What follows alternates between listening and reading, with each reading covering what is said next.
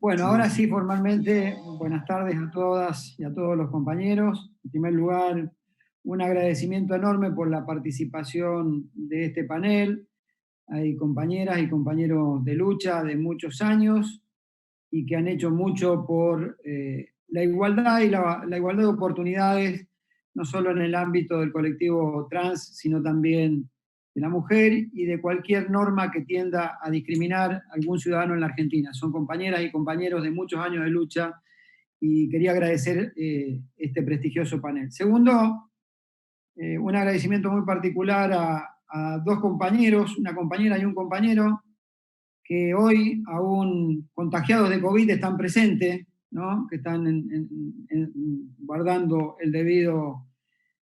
aislamiento. Carlos, que fue el primero que se nos contagió del Secretariado Nacional y está en su Tucumán, y Cecilia, un cuadro político de aquellos que tenemos en el Banco Nación como directora, que la semana pasada también tuvo la desgracia de contraer el virus. Pero eso no implica que su actitud militante los haga estar presentes y agradezco profundamente eso. Por supuesto a Claudia y su equipo por instalar esta temática y permitir este debate que no solo tiene alcance con los compañeros bancarios de la Argentina, sino que también está siendo transmitido a través de UNI a toda la red internacional de UNI a la que pertenece el sindicato global al que pertenece la asociación bancaria. Nosotros como asociación bancaria lo que en definitiva hicimos al suscribir un acuerdo con el Banco Nación es fijar un piso de derechos, que no lo fija la sola decisión de un sindicato. Sin duda que se necesita de una decisión política en el marco de la inclusión que propicie un gobierno desde el presidente de la Nación y a través de todos sus ministras y ministros, sean del área o no, en esta y en todas las materias. Nosotros hemos padecido 4 años de la inversa, es decir, veníamos de 12 años de recuperar derechos, como suele decir nuestro sindicato, tenemos derecho a tener derechos. Y durante 12 años fue la política de un gobierno de inclusión. Posteriormente vinieron 4 años oscuros en la vida política argentina y en la sociedad, en donde hubo que generar una resistencia desde los sectores populares, en donde codo a codo, espalda con espalda, tratamos de cuidar los derechos de los que menos tenían ante un avance de política neoliberal. Este acuerdo que se suscribió en el Banco de la Nación Argentina es un acuerdo para que el colectivo trans, travestis, transexual y transgéneros, que ha sufrido históricamente la vulneración de sus derechos humanos, ya que han sido perseguidos, marginados, excluidos, tuvieran ese piso de derechos. Está claro que esta consecuencia de acciones de marginación, persecución y exclusión ha dificultado en el colectivo trans enormemente sus posibilidades del acceso a la educación, del acceso a un trabajo digno, del acceso a la salud, a la vivienda, de los derechos humanos elementales de cualquier ciudadano en este país. Desde ese lugar es que se trabajó con el presidente del Banco Nación, quien reconozco en él el autor intelectual, digamos, de la forma que se le dio finalmente a esta acta acuerdo para garantizar al colectivo trans derechos en el Banco Nación. Y por supuesto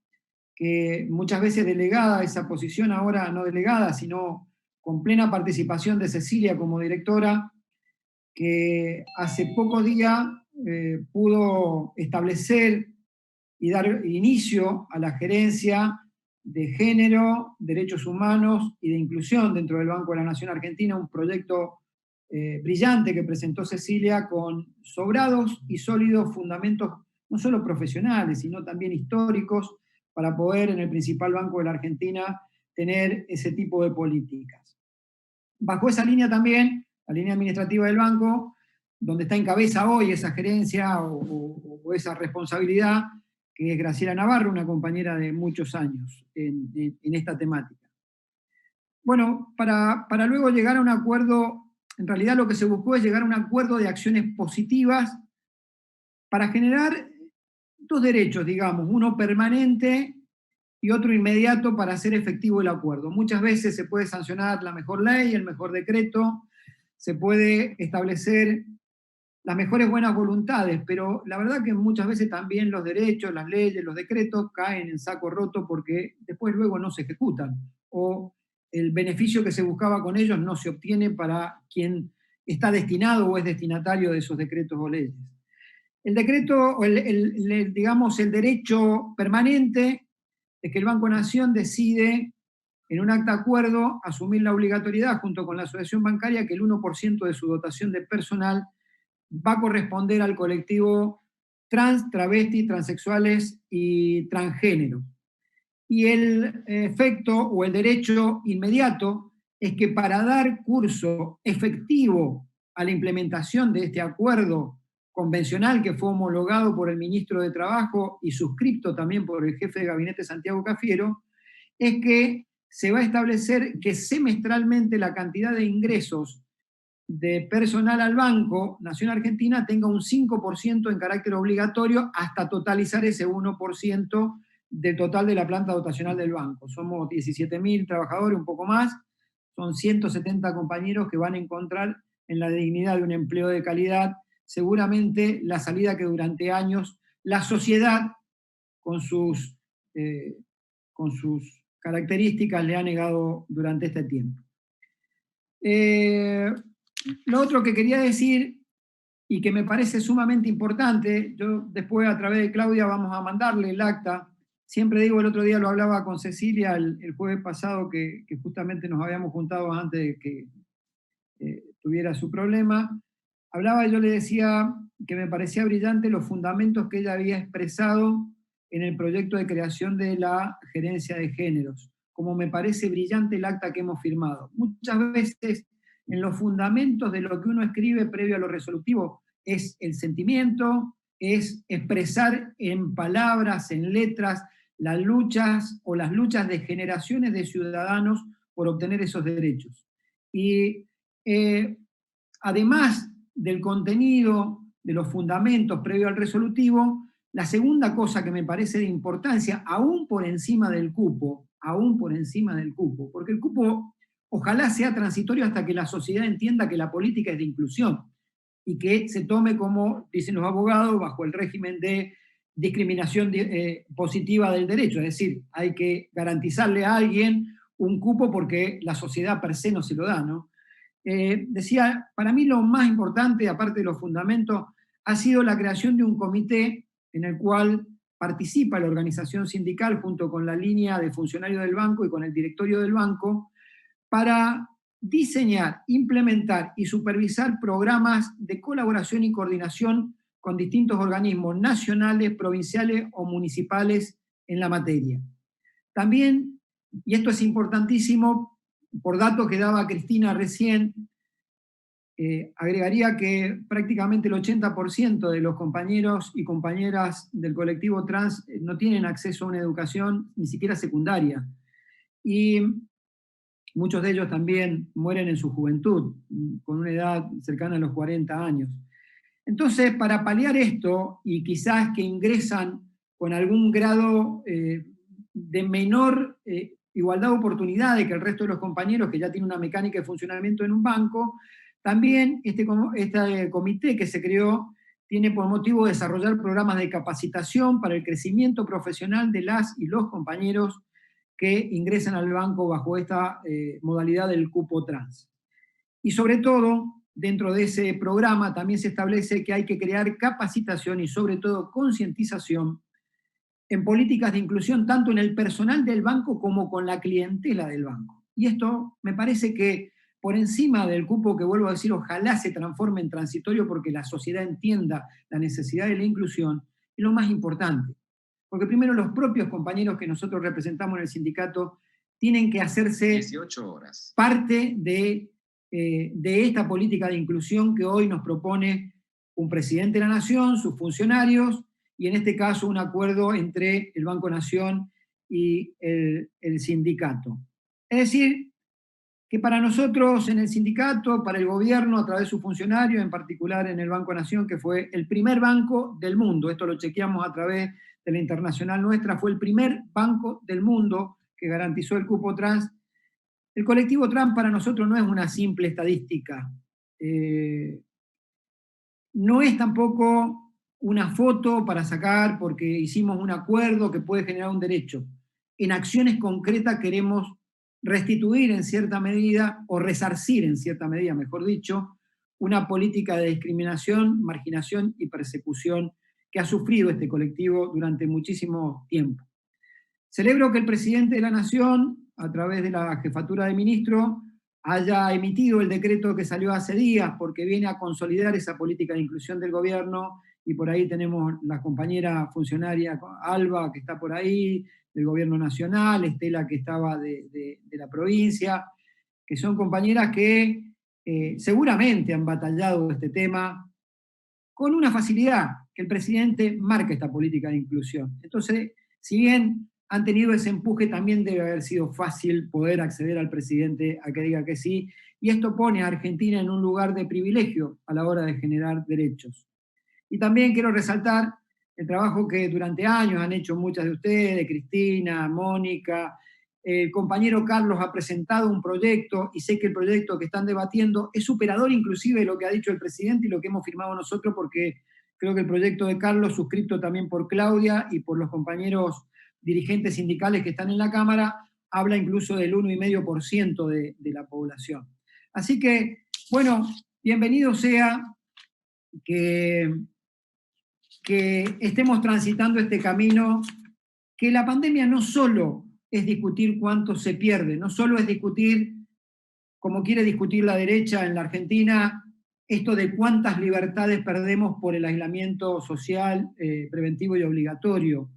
No es solo discutir cuánto pierde la economía, se puede en una pandemia discutir la generación de derechos cuando existe un gobierno con la voluntad política de incluir y respetar a los que menos tienen. Yo quiero finalizar con algo de lo que habló Claudia y Cristina recién, y Estela al hablar de día álgido, el de hoy, el de ayer, respecto a esta revuelta policial en la provincia de Buenos Aires, que detrás de un reclamo salarial, que puede resultar justo, habrá que recordar que durante 4 años no le recordaron la pérdida de poder adquisitivo al gobierno de Macri, y sí se lo reclaman al gobierno de Axel y de Alberto en 9 meses de gestión en el medio de una pandemia. Pero detrás de esto se esconden otras cuestiones. Y es que es la misma gente que durante 4 años, que cada uno de las compañeras y los compañeros que estamos en este panel, y detrás nuestro, junto, mejor dicho, junto a nosotros, cientos de miles de compañeros, salíamos a reclamar por las políticas de un gobierno neoliberal que atacó con fiereza los derechos de la sociedad y particularmente los que menos tenían, eran los que nos pegaban palos en la calle. Vaya paradoja, que ahora son los que se movilizan y quieren aparecer como los grandes, no sé, salvadores de la patria, qué sé yo, qué se pensarán.